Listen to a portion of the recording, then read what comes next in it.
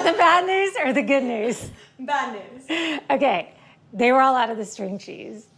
They had no string cheese in the whole Publix. And I went 4 places. Nobody in town has string cheese. There's a shortage. That's crazy. So the good news is we're making it from scratch. Here you go. Okay. Here you go.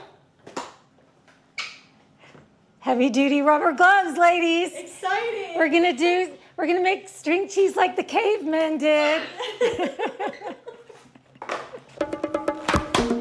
Hi everyone, I'm Allie. I'm Chloe, and welcome to our kitchen. Today we're making homemade string cheese. Come along. The first step is that we're going to steam some salted water.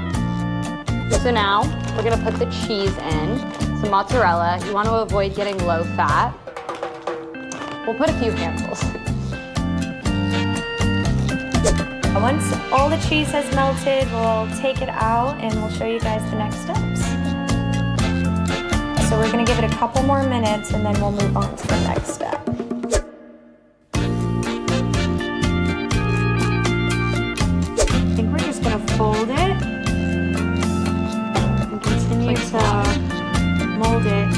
The more you pull it, the stringier it should get. Yep, and then mold it into. I think mine might be. I don't know. It didn't fold right. It doesn't look right. That looks like string cheese. Yeah. I agree. It's a little oddly shaped, not as nicely packaged as the ones from the store. It looks real. But it looks. It looks handmade. It's made with love.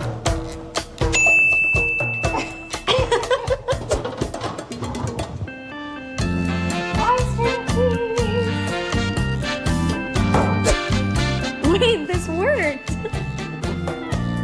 It's actually string cheese, you guys. What? That's wild. I did not get my lips talking on this. It tastes like string cheese too. Yeah.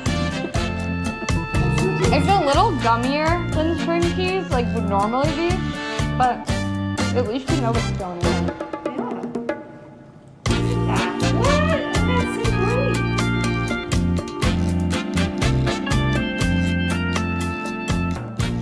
So there you have it.